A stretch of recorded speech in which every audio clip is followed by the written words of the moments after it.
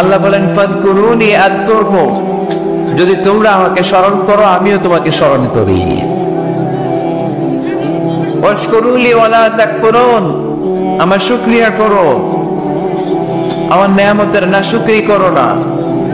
কেননা ইন্না বাতশা রাব্বিকা লাশাদীদ, আমি আল্লাহর পাকড়াও, আমি আল্লাহর পানিশমেন্ট, আমি আল্লাহর ধরা বড় করা, আমি আল্লাহর সব সময় ধরি না, ধরলে ছাড়ি না, তাই না?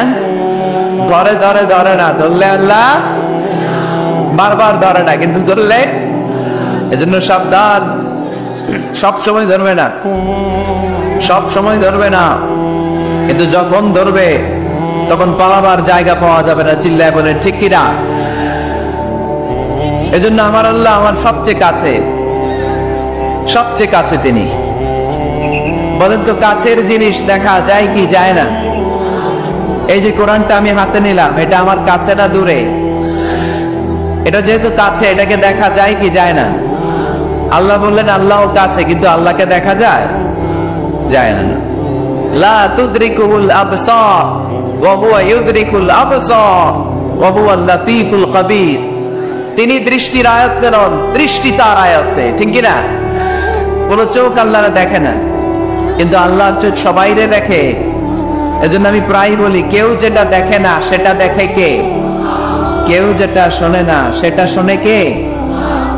আমাদের মাথার উপরে বিশাল প্রথম আকাশের মহাশূন্য, তার উপরে প্রথম আকাশ, তার উপরে দ্বিতীয় আকাশের মহাশূন্য, তার উপরে দ্বিতীয় আকাশ, তার উপরে তৃতীয় আকাশ, এভাবে চতুর্থ, পঞ্চম, ষষ্ঠ, সপ্ত আকাশ, তারপরে সিদরাতুল মুনতাহা বর্ডার এরিয়া, তার উপরে আল্লাহর আরশ, তার উপরে আল্লাহর কুরসি, তার উপরে আমার মহান আল্লাহ তাআলার জাত।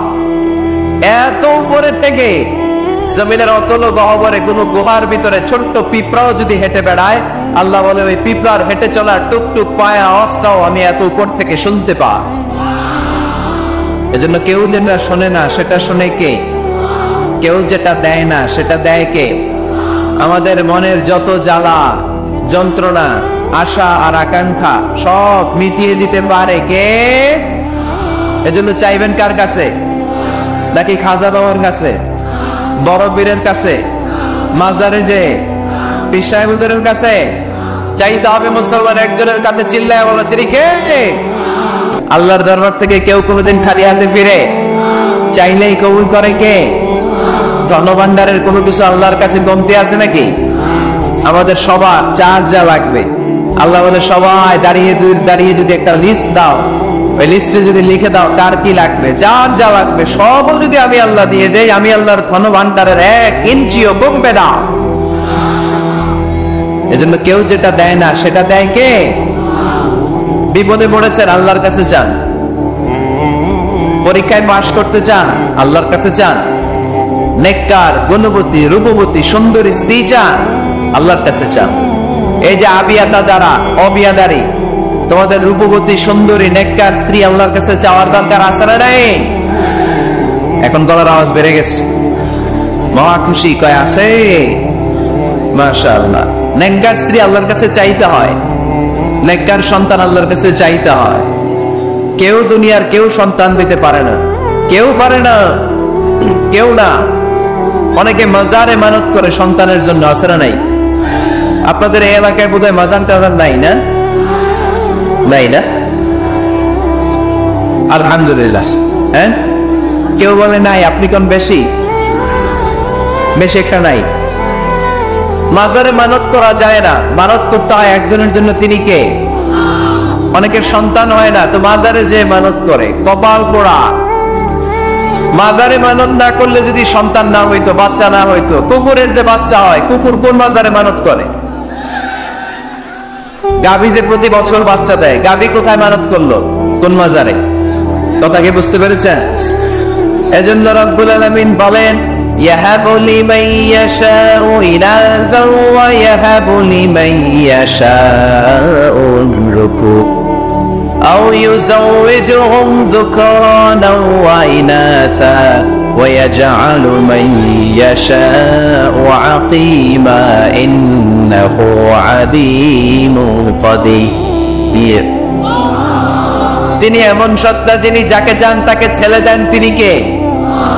তিনি এমন সত্তা তিনি যাকে চান তাকে তিনি মেয়ে দেন, তিনি কে? তিনি তো এমন সত্তা তিনি যাকে চান তাকে ছেলেও দেন মেয়েও দেন, তিনি কে? তিনি এমন সত্তা, তিনি আমার এমন আল্লাহ, তিনি যাকে চান তারে ছেলেও দেন না মেয়েও দেন না, নিঃসন্তান বানিয়ে দুনিয়ায় রাখেন, তিনি কে? তাহলে ছেলে সন্তান দেওয়ার মালিক একজন, আল্লাহর কাছে চাইবেন। যে কোনো পরিস্থিতিতে আমরা আল্লাহর কাছে চাইবো। আল্লাহর হাবিব সাল্লাল্লাহু আলাইহি ওয়াসাল্লাম আমাদেরকে শিখিয়েছেন, ইযা সাআলতা ফাসআলিল্লাহ ওয়া ইযা ইসতাআনতা ফাসতাইন বিল্লাহ। যখন কিছু চাইবে আল্লাহর কাছে যাও, যখন সাহায্য চাইবে সাহায্যের হাত, ফরিয়াদের হাত আকাশের দিকে তুলে আল্লাহর কাছে যাও। চিল্লায় বলেন ঠিক কিনা? এমনকি বিষ্ণু ঈসা ইসলামের কবরের সামনে দাঁড়িয়েও কিছু চাওয়া যায় না। আপনারা যারা হজ উমরা করতে গিয়েছেন, আল্লাহ রাসূল সাল্লাল্লাহু আলাইহি ওয়াসাল্লামের আল কবর শরীফের সামনে দাঁড়িয়ে যদি কিছু চান, পুলিশ আপনার হাতে বাড়ি দিবে, বলবে এই হাজি এইখানে কি চাও, এবার ওটা উল্টা করো, ওই যে কেবলা, কেবলার মালিক আল্লাহর কাছে চাও, তিনি দিবে। কারণ এখানে তোমার যেই নবী শুয়ে আছেন তিনিও বিপদে পড়লে কাঁদতেন আর চাইতেন কার কাছে? এজন্য আমরাও চাইবো কার কাছে? আল্লাহ ছাড়া কখনো কোনোদিন কারো কাছে চাইবো না। তিনি এমন সত্তা তাকে দেখা যায় না, কিন্তু তিনি সব দেখেন, ঠিক কিনা? কিন্তু তিনি আমার খুব কাছে, তত কাছে আমার বাবা আমার যত কাছে তার চেয়ে আমার বেশি কাছের আমার আল্লাহ। আমার মা আমার যত কাছে আমার তার চাইতে বেশি কাছে কে? আমার স্ত্রী আমার যত কাছে তার চাইতে আমার বেশি কাছের কে? এমনকি আমি আমার যত কাছে তার চাইতে আমার বেশি কাছের কে? এজন্য রব্বুল আলামিন বলেন, وَإِذَا سَأَلَكَ عِبَادِي عَنِّي فَإِنِّي قَرِيبٌ أُجِيبُ دَعْوَةَ الدَّاعِ إِذَا دَعَانِ فَلْيَسْتَجِيبُوا لِي وَلْيُؤْمِنُوا بِي لَعَلَّهُمْ يَرْشُدُونَ। ও নবী, যখন আমার বান্দারা জিজ্ঞেস করে আমি আল্লাহ কোথায়, আপনি বলে দেন ফাইন্নী কারীব, আমি কাছে, আমি দূরে না। তোমরা যদি আমারে ডাকো আমি ডাকে সাড়া দিয়ে দেই। সুবহানাল্লাহ পড়েন। ডাকলেই যিনি সাড়া দেন তিনি কে? আল্লাহ বললেন তিনি কাছে, আরেক আয়াতে বললেন আমি সবচেয়ে কাছে। আল্লাহু আকবার। وَنَحْنُ أَقْرَبُ إِلَيْهِ مِنْ حَبْلِ الْوَرِيدِ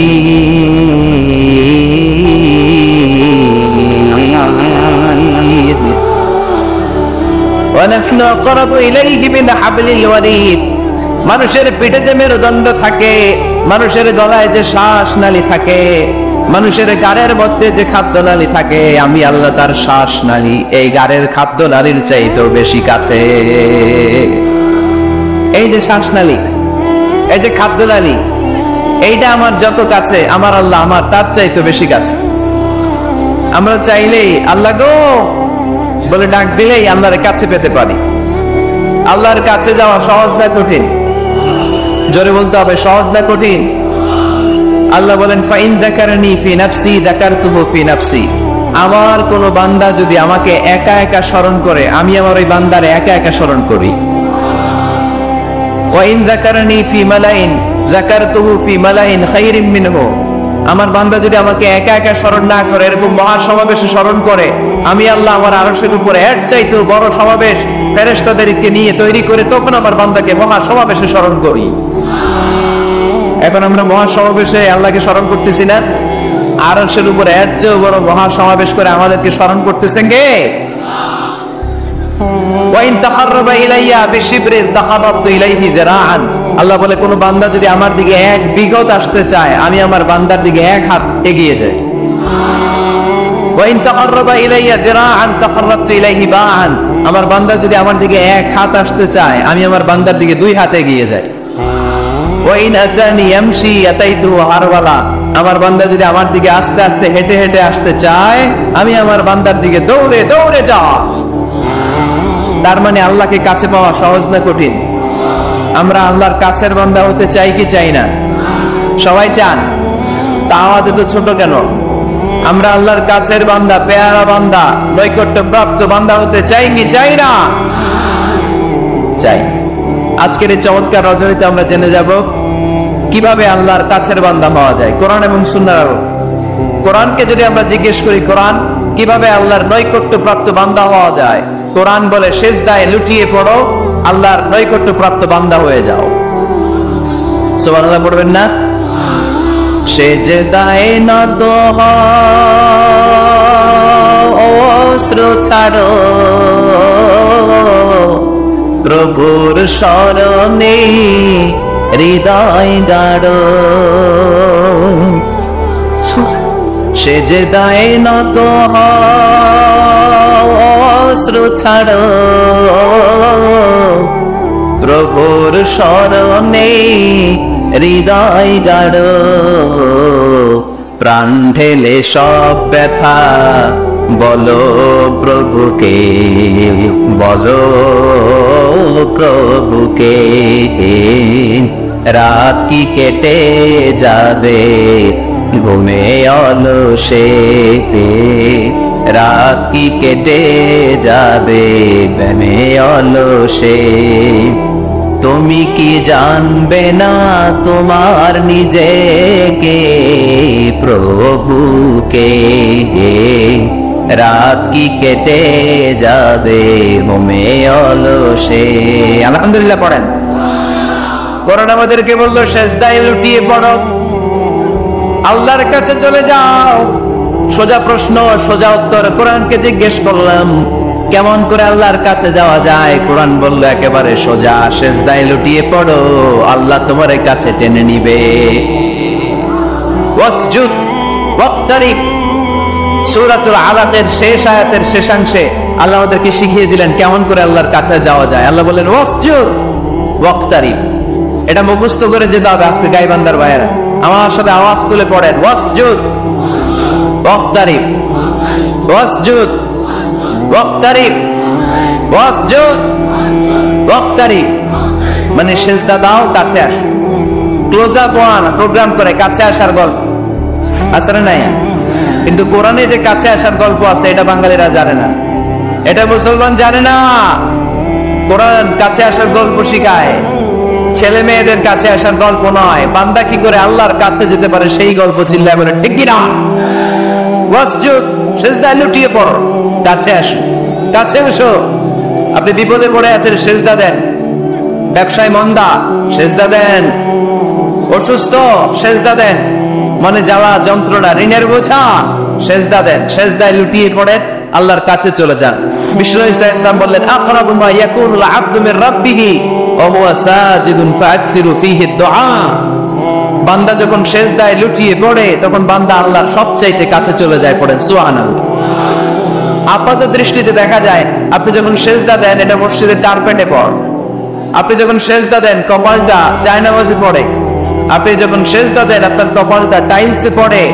কিন্তু বিশ্বনবীর ভাষ্য অনুযায়ী আপনার সেজদার কপালটা আল্লাহর কুদরতি পায়ের উপরে পড়ে।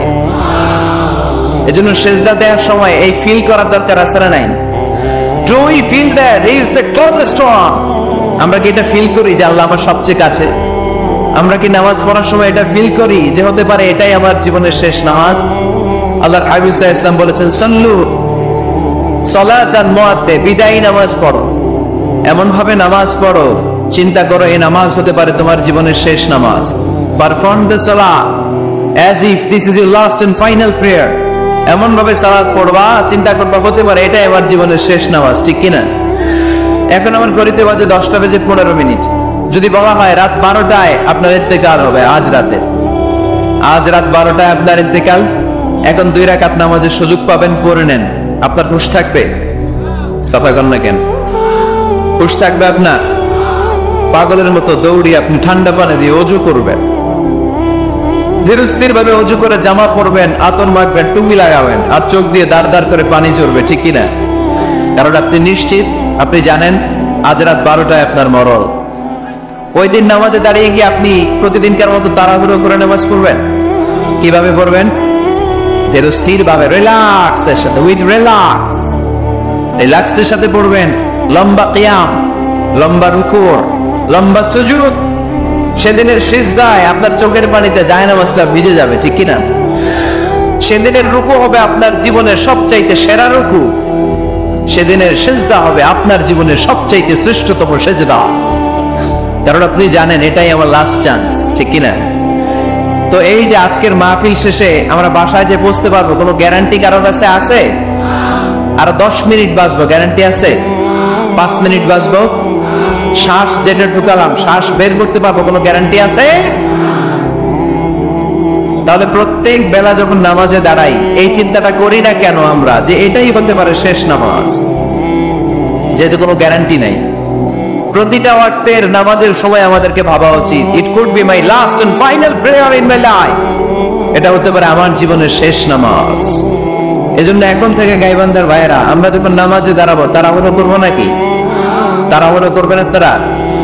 বিষ্ণু ইসলাম বলেন সবচেয়ে বড় চোর যে নামাজে চুরি করে। আল্লাহর হাবিব সাল্লাল্লাহু আলাইহি ওয়াসাল্লাম বললেন কাইফা ইয়াসরিকু ফিস সালাত, ইয়া রাসূলুল্লাহ নামাজে কেমনে চুরি করে? আল্লাহর হাবিব সাল্লাল্লাহু আলাইহি ওয়াসাল্লাম বললেন ইয়াসরিকু ফি রুকুইহি ওয়া সুজুদিহি, রুকু সিজদায় চুরি করে। এরকম আছে না নাই? গাইবান্ধায় মনে হয় এরকম নাই, আছে?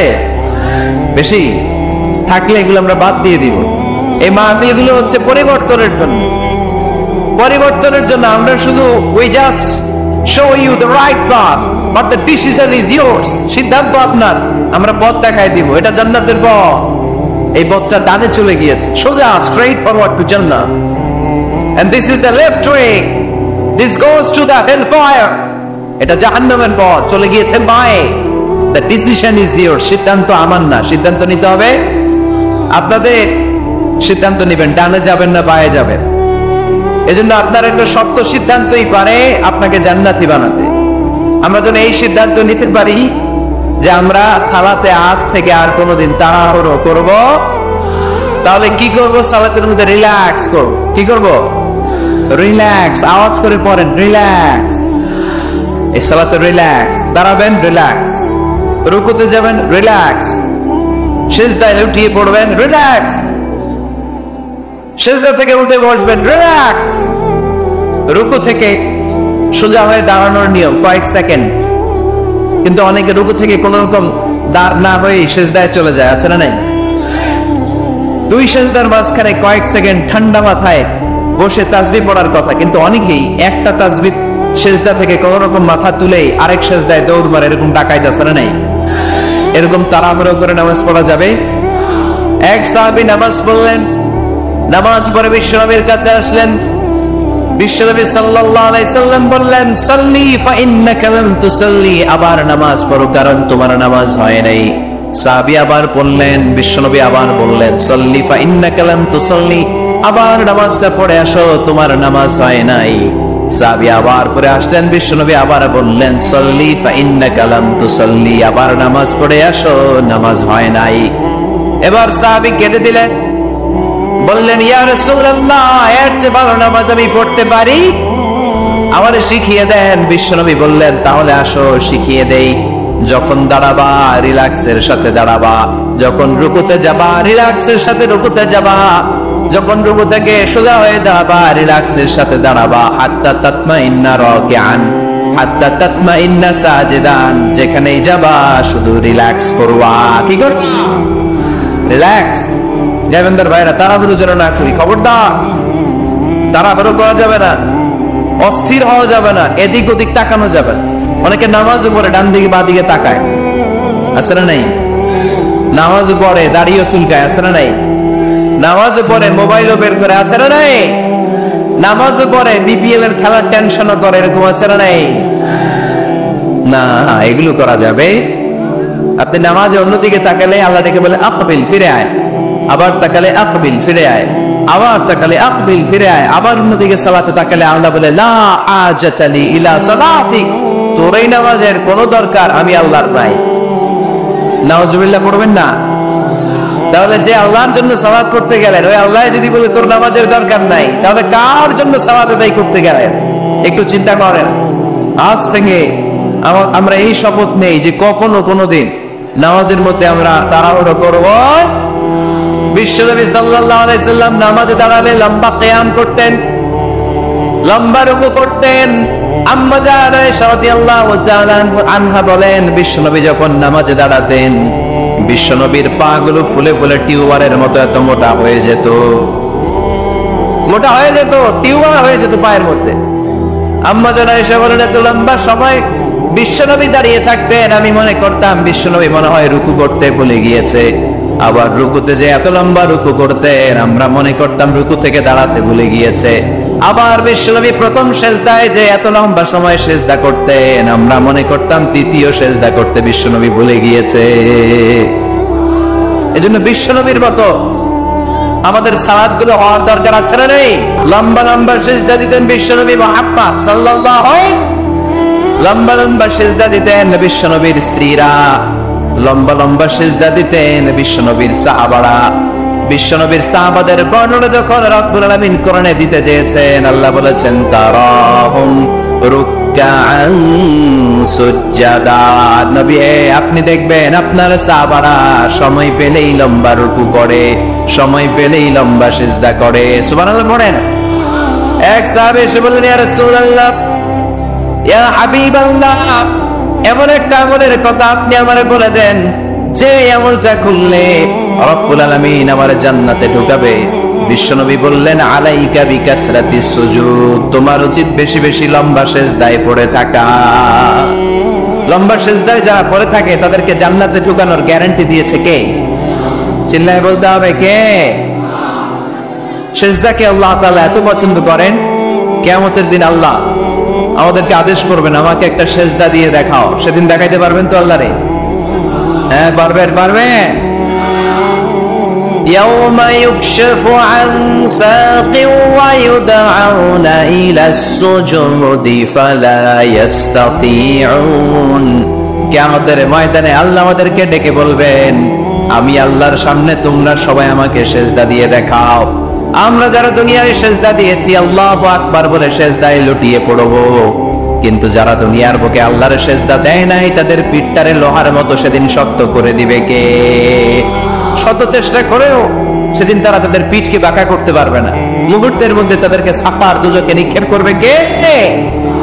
এজন্য সিজদা দিলেই লাভ, সিজদা দিলেই বরকত, সিজদা দিলেই সমস্যার সমাধান। জীবনে যত সমস্যায় আপনি পড়বেন সিজদায় লুটিয়ে পড়েন, কারণ আল্লাহর কাছে যদি আমরা যেতে চাই সিজদার কোনো বিকল্প নাই, ঠিক কি না? এই যে শুরুতে আমাকে শোনালেন যে জি হুজুর আমরা আল্লাহর নৈকট্যপ্রাপ্ত বান্দা হতে চাই, আমরা আল্লাহর কাছের বান্দা হতে চাই। কাছের বান্দা হতে চাইলে সিজদা দিতে হবে। কি দিতে হবে? সিজদা। সিজদা দিলেই বরকত। মুসা আলাইহিস সালাম আর ফেরাউন একসাথে দাঁড়াও। ফেরাউনের জাদুকররা বিশাল বড় বড় সাপ, বড় বড় অজগর, বড় বড় বাঘ আর ভাল্লুক।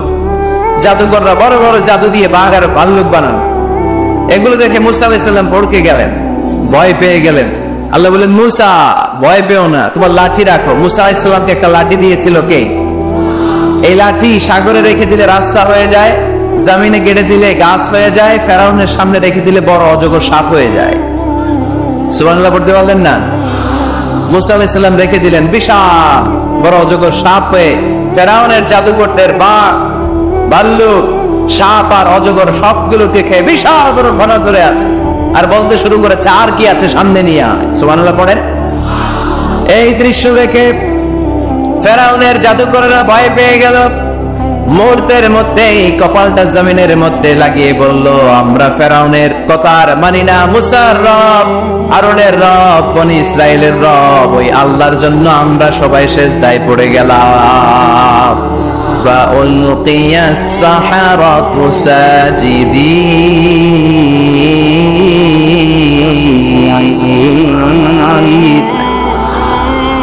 মুহূর্তে এরা সিজদায় পড়ে গেল। সিজদা দেওয়ার সাথে সাথে এদেরকে হেদায়েত দিল কে? এই দুনিয়াতে কেউ কাউরে হেদায়েত দিতে পারে না, হেদায়েত করার মালিক একজন, তিনি কে? কোন নবী কাউরে হেদায়েত দিতে পারে? কোন ওলি, কোন শহীদ, কোন সালেহ, কোন বুজুর্গ? হেদায়েত দেওয়ার মালিক একজন, চিল্লায় বলতে হবে তিনি কে? ইন্নাকা লা তাহদি মান আহবাবতা ওয়ালাকিন্নাল্লাহা ইয়াহদি মান ইয়াশা। নবী হে আপনি চাইলেই কাউকে হেদায়েত দিতে পারবেন না, হেদায়েত দেওয়ার মালিক কে? এই পৃথিবীতে অনেক বাবা ছিল নবী, ছেলের হেদায়েত হয় নাই, আছে না? আছে না? অনেক ছেলে ছিল নবী, বাবার হেদায়েত হয় নাই, আছে না? অনেক স্বামী ছিল নবী, স্ত্রীর হেদায়েত হয় নাই, আছে না? নেই। তার মানে কেউ কাউরে হেদায়েত দিতে পারে না। হেদায়েত দেওয়ার মালিক একজন, চিল্লায় বলতে হবে তিনি কে? ইবলিস, জাহান্নামীদের সর্দার। আল্লাহর একটা সেজদার আদেশকে অমান্য করার কারণে, ঠিক কিনা? রব্বুল আলামিন আদেশ করলেন উসজুদু লিআদম, ও ফেরেশতারা সবাই মিলে আমার খলিফা আদমকে সিজদা করো। ফাসাজাদাল মালাইকাতু কুল্লুহুম আজমাইন ইল্লা ইবলিস, যত ফেরেশতা ছিল দলে দলে কাতারে কাতারে সাইয়েদনা আদমের জন্য সিজদায় লুটিয়ে পড়লেন। একজন ছাড়া, সে হলো ইবলিস। মুহূর্তের মধ্যে তারে জাহান্নামের লিডার বানায় দিল কে? কয়টা সিজদার আদেশ অমান্য করেছে? সবাই বলতে হবে কয়টা? আমরা অমান্য করতেছি কয়টা? শয়তান মিস করছে কয়টা সিজদা? গায়বান্দার ভাইরা এখন আওয়াজ নাই গলায়। ইবলিস শয়তান সিজদা মিস করছে কয়টা? আপনি মিস করছেন কয়টা? হ্যাঁ, কোনো হিসাব নাই। এজন্য বেশি বেশি সিজদা দেওয়ার দরকার আছে না নাই? সালাত আদায়ের দরকার আছে না নাই? কেমন করে আল্লাহর কাছে যাব? আল্লাহ বলেন ওয়াসজুদ ওয়াক্তারিব। আমার সাথে সাথে আওয়াজ করে পড়তে হবে ওয়াসজুদ ওয়াক্তারিব, ওয়াসজুদ ওয়াক্তারিব, মানে সিজদায় লুটিয়ে পড়ো, আমি আল্লাহর কাছে চলে আসো। এখন থেকে অসুস্থ হলে কি করবেন? হ্যাঁ, সিজদা দিবেন। বিপদে বললে কি করবেন? বাবার দরবারে যাবেন না? হ্যাঁ, পরীক্ষায় পাস করতে চাইলে কি করবা? সিজদা দিয়ে গারে বলবো, আল্লাহরে বলবো, তিনি সবকিছুর সমস্যার সমাধান করে দিতে পারেন, ঠিক কিনা? তাহলে কোরআনের আলোকে আমরা জানলাম আল্লাহর কাছে যাওয়া যায় সিজদার মাধ্যমে। এবার যদি সুন্নাহর আলোকে জানতে চাই কি করে আল্লাহ তাআলার কাছে যাওয়া যায়, সুন্নাহ আমাদেরকে জানায় বেশি বেশি নফল ইবাদত করলে আল্লাহর প্রিয় ভাজন নৈকট্যপ্রাপ্ত বান্দা হওয়া যায়। পড়েন সুবহানাল্লাহ। এজন্য রব্বুল আলামিন বলেন মা ইয়াজালু আবদি ইয়াতাকাররাবু ইলাইয়া বিন নওয়াফিল, আমার বান্দা যখন বেশি বেশি আমার জন্য নফল ইবাদত করে, এগুলো করার মধ্য দিয়ে বান্দা আমার কাছে আসতে থাকে। পড়েন সুবহানাল্লাহ। যত নফল ইবাদত করবেন তত আল্লাহর কাছে যাবেন। ফরজ তো করাই লাগবে, এটা কম্পালসারি, অব্লিগেটরি। ফরজ তো করে লাগবে, কিন্তু আল্লাহর কাছে যেতে চাইলে কাছে যাওয়া যায় ফরজ দিয়ে না নফল দিয়ে? নফল দিয়ে। চিল্লায় বলেন কি দিয়ে? নফল হচ্ছে ওভারটাইম। নফল কি? ওভারটাইম করে যেমনি বেশি টাকা কামানো যায়, তেমনি নফল ইবাদত করে আল্লাহ তাআলার প্রিয় ভাজন বান্দা হওয়া যায়, কাছে যাওয়া যায়। চিল্লায় বলেন ঠিক কি না? আল্লাহ বলে আমার কোন বান্দা যদি বেশি বেশি নফল ইবাদত করা শুরু করে দেয়, সে আমার এত কাছে আসে, এত কাছে আসে, এত কাছে আসে, তখন কান দিয়ে যে যা শুনে সে তার নিজের কানে শোনে না, আমি আল্লাহর কানে শুনে। কোন সুবহানাল্লাহ। চোখ দিয়ে তখন সে যা দেখে নিজের চোখে দেখে না, আমি আল্লাহর চোখে দেখে। আল্লাহু আকবার। হাত দিয়ে যখন বান্দা কিছু ধরে, নিজের হাতে ধরে না, আমি আল্লাহর হাতে ধরে। পা দিয়ে যখন আমার বান্দা হেঁটে যায়, বান্দা নিজের পায়ে হাঁটে না, আমি আল্লাহর পায়ে হাঁটে। তার মানে আমি আর আমার বান্দার মধ্যে তেমন গ্যাপ থাকে না। সে যখন শোনে কেমন যেন আমার কানে শোনে, সে যখন দেখে কেমন যেন আমার চোখে দেখে, সে যখন ধরে কেমন যেন ওই জায়গায় আমি আল্লাহর হাত যুক্ত হয়ে যায়, সে যখন দৌড়ায় কেমন যেন আমি আল্লাহর পা দিয়ে দৌড়ায়। চিল্লায় বলেন ঠিক কি না? বদরের প্রান্তরে 1000 সৈন্যবাহিনী, তলোয়ার অস্ত্র শস্ত্রে সজ্জিত ঘোড়সাওয়ার বাহিনী। বিশ্বনবী গেলেন 313 জন নিয়ে, তলোয়ার নাই, ঘোড়া নাই, কিচ্ছু নাই। আল্লাহর উপর ভরসা করে বিশ্বনবী এক মুষ্টি বালি নিয়ে ওয়াশাআতিল উজু বলে নিক্ষেপ করলেন। মুহূর্তের মধ্যে প্রতিটি তুলিকণা বালিকণা কাফেরদের চোখের ভেতরে ঢুকাই দিল কে? কারণ আল্লাহ তখন বিশ্বনবীরে ডেকে বলেছেন, নবী আপনি যখন বালু মেরেছেন নিজের হাতে মারেন নাই, যখন বালু নিক্ষেপ করেছেন মূলত আমি আল্লাহর হাত দিয়ে বালু মেরেছেন। ওমা রামাইতা ইয রামাইতা ওয়ালাকিন্নাল্লাহা রামা, যখন আপনি বালু মেরেছেন, এক মুষ্টি বালু যখন কাফেরদের চোখে নিক্ষেপ করেছেন, নিজের হাতে করেন নাই, কেমন যেন আমি আল্লাহ আমার হাতে বালুটা নিক্ষেপ করেছি। আপনি শুধু বালু নিয়ে নিক্ষেপ করেছেন, আর প্রতিটি থুলিকণা বালিকণা আমি প্রতিটি কাফেরের চোখের ভিতরে ঢুকাই দিয়েছি। বলেন আল্লাহু আকবার। আপনার সামনে যদি 500 জন লোক দাঁড়ায়, গাইবান্ধার এক চিপা থেকে আপনি বালু নিয়ে যদি এরকম মারেন ওদের চোখে, 500 জনের চোখে লাগবে নাকি? কয়জনের চোখে লাগবে? কয়জন? কয়েকজন, 2-4 জন, 10 জন, 15 জন, 20 জন, 500 জনের চোখে লাগবে? তার মানে বিশ্বনবী যখন বালু মেরেছেন, এটা 1000 কাফেরের চোখে পৌঁছে দেওয়া সম্ভব ছিল না। বিশ্বনবী শুধু মেরেছেন, ওইখানে বালু কণাগুলো কাফেরের, তুলি কণাগুলো কাফেরের চোখের ভেতরে পৌঁছে দিয়েছে কে? এজন্য বান্দা যখন আল্লাহর প্রিয় হয়ে যায়, বান্দা যখন বেশি বেশি নফল ইবাদত করা শুরু করে দেয়, বান্দা নিজে কাজ করে না, কেমন যেন আল্লাহ নিজেই বান্দার কাজ করে দেয়। এজন্য বেশি বেশি নফল ইবাদত করবেন। হ্যাঁ, আওয়াজ করে ইনশাআল্লাহ বলতে পারলেন না? তাহলে আল্লাহর কাছে যাওয়ার 1 নম্বর মাধ্যম হচ্ছে সিজদা দেওয়া। কি দেওয়া? আর হাদিস বা সুন্নাহর আলোকে আমরা জানলাম আল্লাহ তাআলার নৈকট্য পাওয়ার 2 নম্বর মাধ্যম হচ্ছে নফল ইবাদত করা। কি করা? এই যে অনেকে বললেন, হুজুর আমাদের যে কত সেজদা মিস গেছে কোনো হিসাব নাই।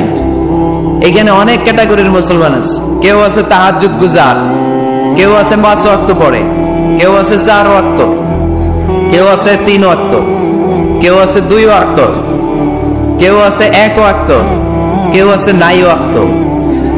আছে না নাই? কেউ আছে শুধু জুমার মুসল্লি, কেউ আছে শুধু 2 ঈদের মুসল্লি। আছে না নাই? এই যে বললেন যে হুজুর কত সেজদা যে শয়তান মিস করছে একটা, আমরা যে মিস করছি কয়টা তার কোনো হিসাব নাই। হিসাব নাই। এখন থেকেই তওবা করতে হবে, ঠিক কি না? আর নফল ইবাদত বাড়ায় দিতে হবে। কিয়ামতের দিন আল্লাহ বলবে, উনজুরু আল্লি আবদি মিন তাতাওয়ু, দেখো তো কোন বান্দার যখন ফরজে ঘাটতি, যে ফরজগুলো মিস করছেন, ফরজে যখন ঘাটতি, আল্লাহ তখন বলবে, ও ফেরেশতারা দেখো তো নফল আছে কিনা। ফেরেশতারা খুঁজে দেখবে কিছু নফল আছে। আল্লাহ তখন বলবে, নফলগুলো নিয়ে ফরজের জায়গার মধ্যে বসায়। আওয়াজ করে বলতে হবে আল্লাহু আকবার। তাহলে নফল ইবাদত বাড়ানোর দরকার আছে না নাই? বিষ্ণু বললেন সবচাইতে দামি নফল ইবাদতের নাম হচ্ছে কোরআন তেলাওয়াত। আফদলুল ইবাদাতি তিলাওয়াতুল কোরআন। যত নফল ইবাদতের লিস্ট আছে, এই লিস্টের র‍্যাঙ্কিং 1 নম্বরে থাকবে কোরআনের তেলাওয়াত। চিল্লায় পড়েন আল্লাহু আকবার। কারণ এই কিতাবটা এমন কিতাব যে এই কিতাবে কোনো ভুল নাই, কোনো সন্দেহ নাই, সংশয় নাই। এই কিতাব আমাদেরকে পথ দেখায়। আমরা অন্য কোনো কিতাব পড়তে চাই না। আমরা যে কিতাব পড়তে চাই, কিতাবটার নাম কি? সমাধান চাও যদি জীবনে মরণে, ফিরে যাও খুঁজে নাও, চোখ রাখো কোরআনে। ঠিক কি না? চোখ রাখবেন কোথায়? আওয়াজ করে কোথায়? কোরআনে চোখ রাখেন। সব আছে এখানে, সব। ইতিহাস, embryology, cosmology, sociology, biology, botany, মানব প্রয়োজনীয় যা দরকার, সাগরের অতুল গহ্বরের কথা, মহাকাশের কথা, নৃবিজ্ঞান, প্রাগৈতিহাসিক বর্ণনা, সবকিছু দিয়ে কোরআনটাকে সমৃদ্ধ করে দিয়েছে কে? এজন্য প্রতিদিন আমরা কোরআন পড়ব। ফজরের পরে কোরআন তেলাওয়াতের দরকার আছে না নাই? কারণ এটা নফল ইবাদতের মধ্যে নাম্বার 1।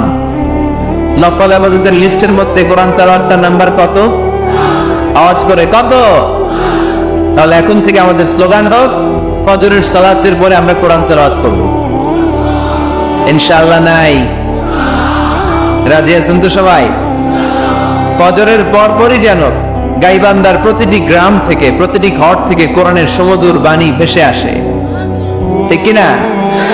আমাদের ছেলে মেয়েরা কোরআন শিখুক, কোরআন জানুক, কোরআন শিখে মানুষ হোক। আমরা চাই না? কারণ কোরআন শিখলেই মানুষ হওয়া যায়। কোরআন এসেছে মানুষের মতো মানুষ বানাতে। গরুর পেট থেকে বেরোলে এটা গরু, ছাগলের পেট থেকে বেরোলে এটা ছাগল হয়ে যায়, কিন্তু মানুষের পেট থেকে বেরোলেই ওটা মানুষ হয় না, ওটা মানুষ বানাইতে হয়। আর মানুষ বানাইতে হইলে যে কিতাবটা লাগে, ওই কিতাবটার নাম কোরআন। পড়তে জানেন তো সবাই? রিডিং দেখে পড়তে জানেন? একটা অক্ষর পড়লে 10টা নেকি দেয় কে? এক আয়াত পড়লে জান্নাতে তার ফ্ল্যাট 1-1 তলা লম্বা করে দেয় কে? পৃথিবীর আর কোন কিতাবের ব্যাপারে এই ঘোষণা আছে? রবীন্দ্রসঙ্গীত তেলাওয়াত করলে 1 অক্ষরে কত সওয়াব? সওয়াব নাকি মাইর? নজরুল সঙ্গীত তেলাওয়াত করলে 1 শব্দে কত সওয়াব? বাইবেল পড়লে, গীতা পাঠ করলে, রামায়ণ, শ্রীমদ্ ভাগবত গীতা, কোন সওয়াব আছে? কিন্তু কোরআনের একটা অক্ষর পড়লে আমলনামায় 10 নেকি দিবে কে? যারা কোরআন পড়তে জানি না, কোরআন যেন শিখে নেই। এইখানে মাদ্রাসা আছে, এক ভাই সিনেমা কিনে, সিনেমা হল কিনে এটার মাদ্রাসা বানাই ফেলছে।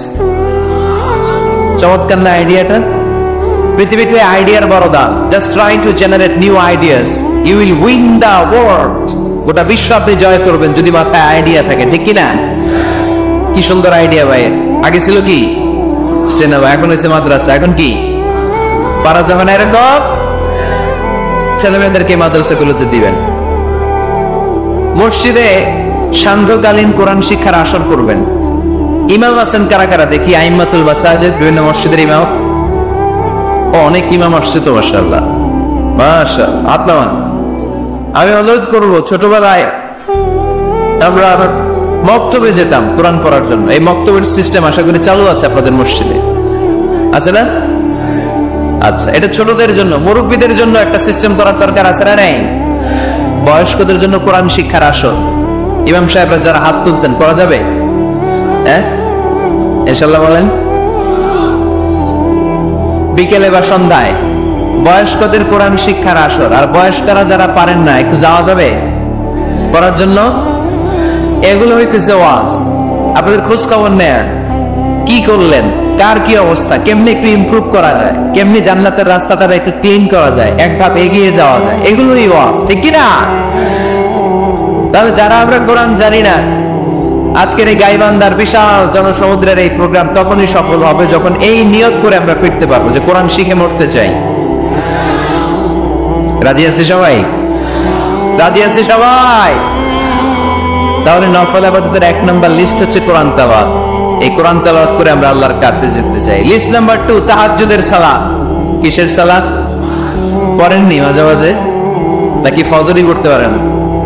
হ্যাঁ, রব্বুল আলামিন বলেন, ওয়ামিনাল লাইলি ফাতাহাজ্জাদ বিহি নাফিলাতান লাকা আসা আন ইয়াবআসাকা মাকামান মাহমুদা। রাত্রিবেলায় যে ব্যক্তি তাহাজ্জুদের সালাত আদায় করবে তার মর্যাদা বাড়িয়ে দেয় কে? এই যে এপ্রিল মাসে রমাদান আসতেছে না, রমজানের সাহারি খাওয়ার সব সময় আপনারা তাহাজ্জুদ করে নেবেন, ফজরের আগে পারা যাবে না?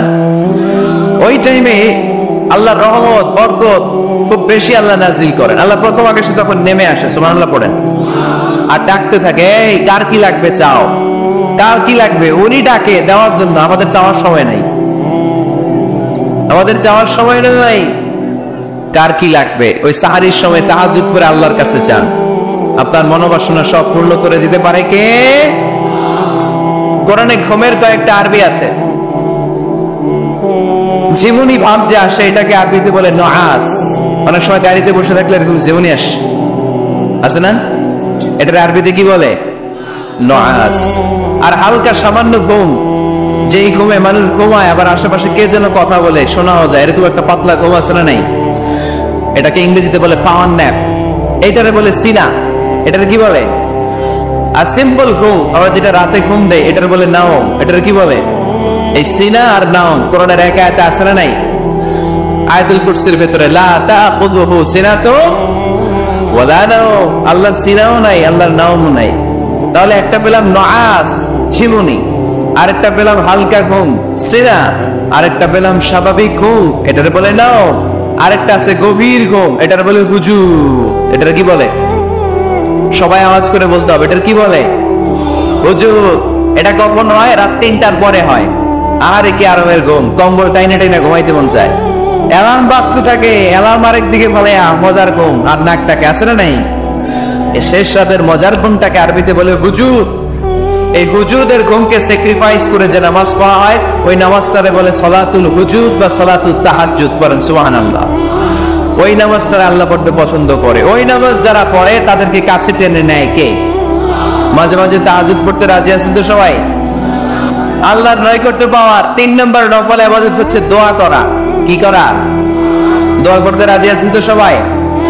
দোয়া কিন্তু অনেক পাওয়ারফুল। আর দোয়া মুখুল ইবাদা, দোয়া হচ্ছে ইবাদতের নির্যাস। যে দোয়া করলো না সে কিচ্ছু করলো না, ঠিক কি না?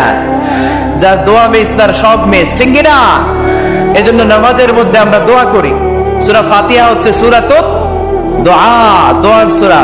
একটা দামি দোয়া আমরা সালাতে পড়ি, আমরা অর্থই জানি না। দোয়াটা হচ্ছে ইহদিনাস সিরাতাল, সবাই পড়েন ইহদিনাস সিরাতাল। আমি যদি কোনদিন পথে ভুলে যাই, হাত ছানি দিয়ে কাছে নিও, মমতার বন্ধনে আমায় বেঁধে সব ভুল ক্ষমা করে দিও। আমি যদি কোনদিন পথ ভুলে যাই, হাত ছানি দিয়ে কাছে নিও, মমতার বন্ধনে আমায় বেঁধে সব ভুল ক্ষমা করে দিও। চিল্লায় পড়তে হবে আমিন। ইহদিনাস সিরাতাল মুস্তাকিম। আল্লাহ আপনি আমারে সরল সঠিক পথ দেখান, আল্লাহ আপনি আমারে সোজা পথ দেখান, কোন বাঁকা পথে আমাকে নিয়েন না। বিশ্বনবী খেজুরের ডাল ভেঙে মরুভূমিতে একটা ডাক দিলেন সোজা, বললেন এটা সিরাতুল মুস্তাকিমের পথ। আর ডানে বায়ে ছোট ছোট আর অনেকগুলো দাগ টানলেন। বিশ্বনবী বললেন এগুলো শয়তানের পথ, ডান দিকে শয়তান হাত ছানি দিবে, মাহফিলে যাইস না, বিপিএল এর খেলায় আয়। শয়তান এভাবে হাত ছানি দিবে, মাহফিলে যাবি না, হিন্দি সিরিয়াল দেখতে আয়। শয়তান ডানে বায়ে ডাকবে, মাহফিলে যাবি না, ওই যে কনসার্ট হয় কনসার্ট দেখতে আয়। কোরআনের মাহফিলে যাবি না, ক্যাসিনো খেলার ব্যবসা করতে আয়। ডানে বায়ে ছোট্ট ছোট্ট ডাক দিবে, কোরআনের আন্দোলনে যাবি না, বামপন্থীদের সাথে আন্দোলনে আয়। এরকম সিরাতুল মুস্তাকিমের ডানে বায়ে রাম আর বামপন্থীদের ডাক আছে না নেই?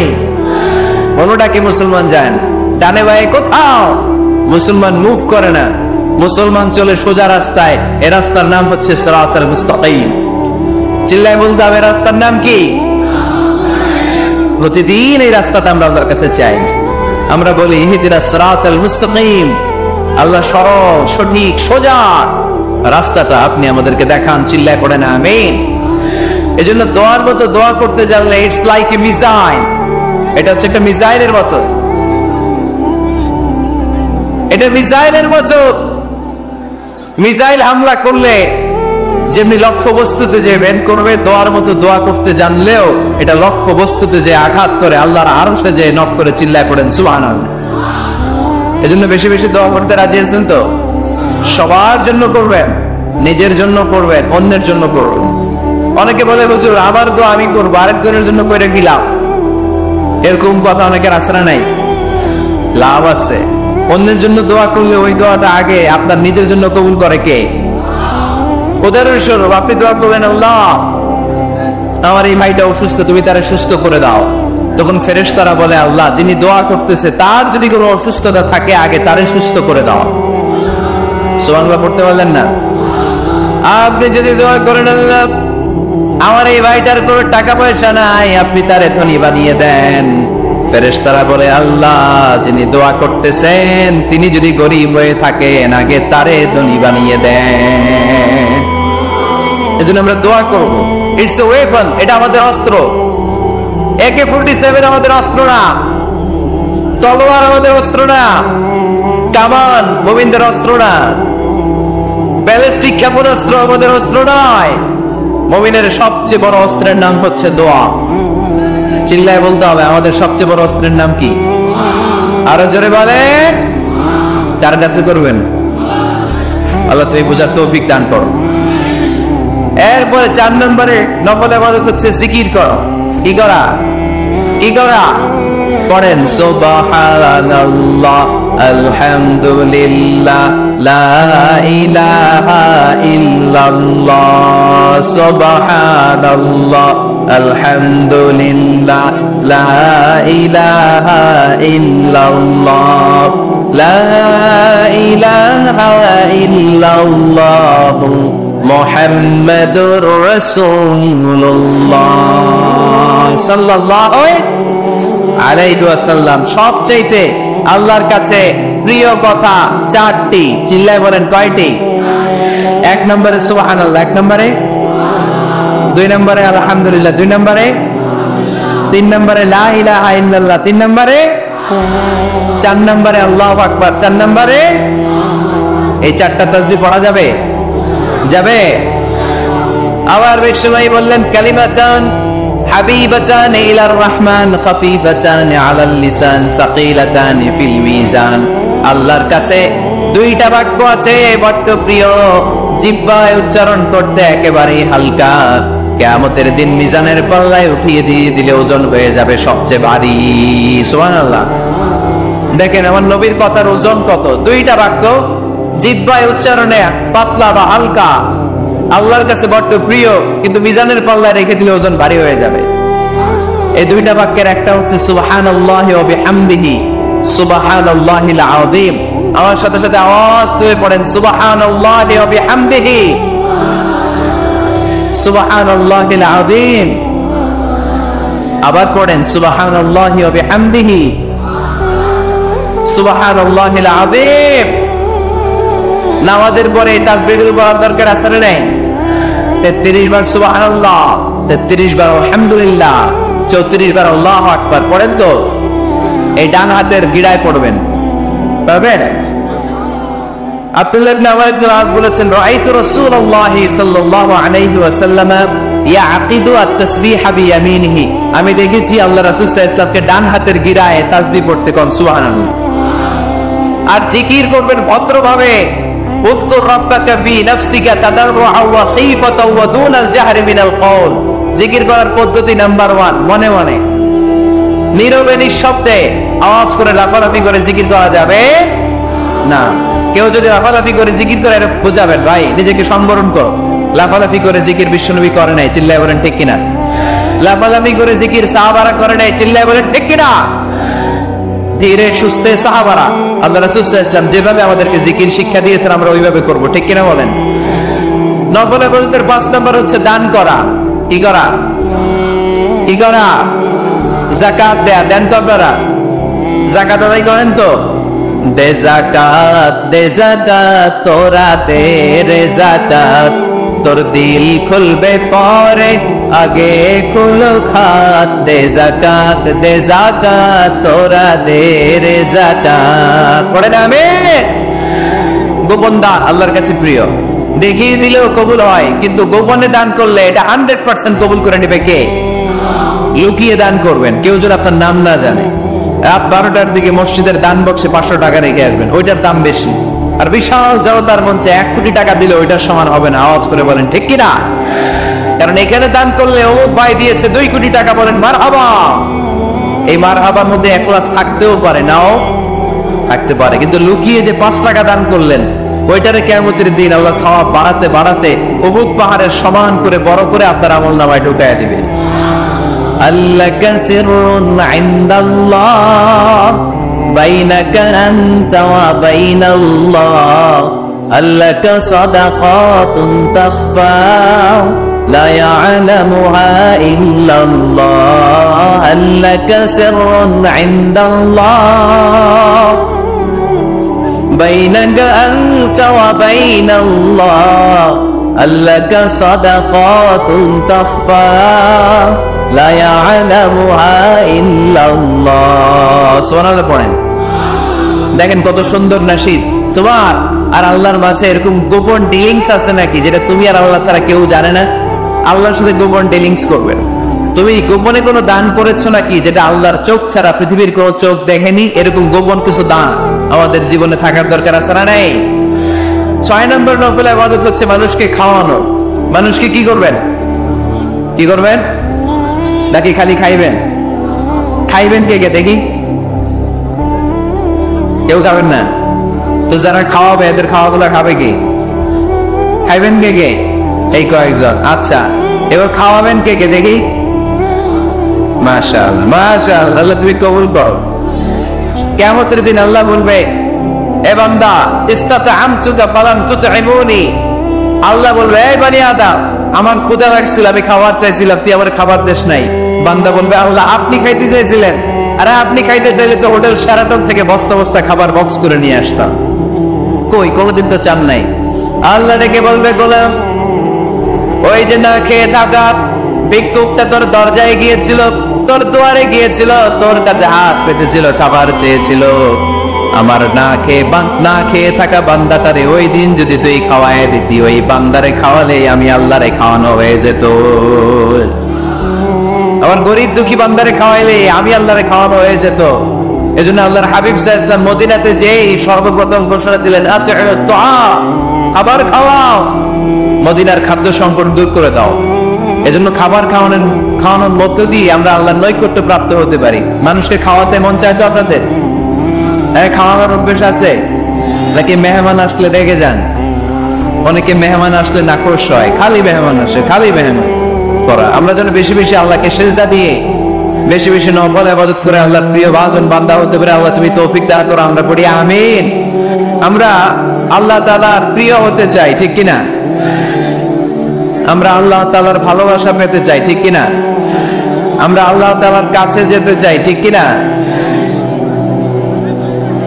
আজকে আমরা জানবো how to be very closer to Allah, কেমন করে আল্লাহর কাছে যাওয়া যায়। চাইলে আল্লাহর কাছে যাওয়া যায়?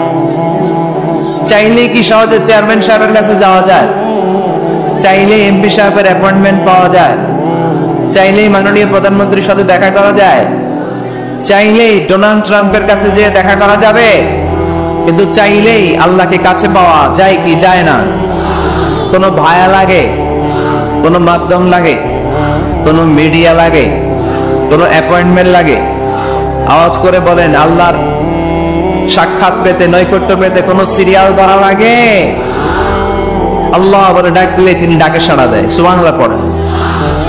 24/7, 24 ঘন্টা, সপ্তাহে 7 দিন, মাসে 30 দিন, বছরের 365 দিন আল্লাহ বলে ডাকলেই আল্লাহ ডাকে সাড়া দেয়। সুবহানাল্লাহ পড়েন। আল্লাহ বলেন ফাযকুরুনি আযকুরকুম, যদি তোমরা আমাকে স্মরণ করো আমিও তোমাকে স্মরণ করি। ওয়াশকুরুলি ওয়ালা তাকফুরুন, আমার শুকরিয়া করো, আমার নেয়ামতের নাশুকরি করো না। কেননা ইন্না বাতশা রাব্বিকা লাশাদীদ, আমি আল্লাহর পাকড়াও, আমি আল্লাহর পানিশমেন্ট, আমি আল্লাহর ধরা বড় করা, আমি আল্লাহ সব সময় ধরি না, ধরলে ছাড়ি না, তাই না? পরে ধরে ধরে না, ধরলে আল্লাহ বারবার ধরে না, কিন্তু ধরলে এজন্য সাবধান, সব সময় ধরবে না, সব সময় ধরবে না, কিন্তু যখন ধরবে তখন পালাবার জায়গা পাওয়া যাবে না। চিল্লায় বলেন ঠিক কিনা?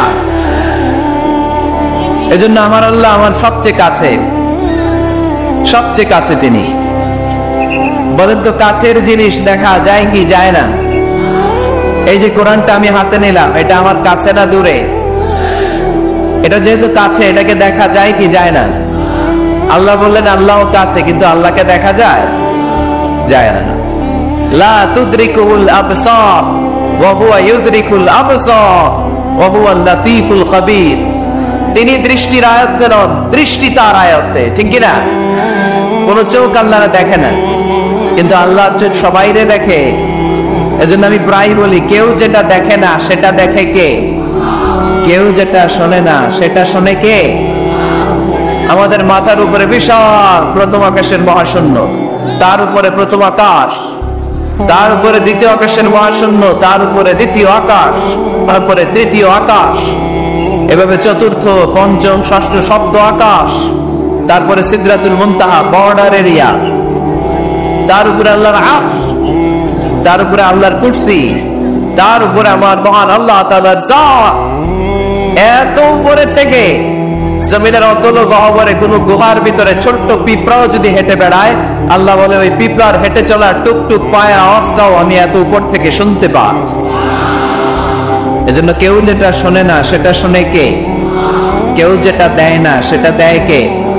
আমাদের মনের যত জ্বালা যন্ত্রণা, আশা আর আকাঙ্ক্ষা সব মিটিয়ে দিতে পারে কে? এজন্য চাইবেন কার কাছে? নাকি খাজা বাবার কাছে, বড় পীরের কাছে, মাজারে যে পীর সাহেব হুজুরের কাছে? চাইতে হবে মুসলমান একজনের কাছে, চিল্লায় বলো তিনি কে? কেউ ফিরে না খালি হাতে আল্লাহরে তোর দরবারেতে, ঠিক কি না? তাহলে পড়েন, কেউ ফিরে না, আল্লাহর দরবার থেকে কেউ কোনোদিন খালি হাতে ফিরে? চাইলেই কবুল করে কে? ধনভাণ্ডারের কোনো কিছু আল্লাহর কাছে কমতি আছে নাকি? আমাদের সবার যার যা লাগবে আল্লাহ আমাদের সবাই দাঁড়িয়ে দাঁড়িয়ে যদি একটা লিস্ট দাও, ওই লিস্টে যদি লিখে দাও কার কি লাগবে, যার যা লাগবে সবও যদি আমি আল্লাহ দিয়ে দেই, আমি আল্লাহর ধনভাণ্ডারের 1 ইঞ্চিও কমবে না। এজন্য কেউ যেটা দেয় না সেটা দেয় কে?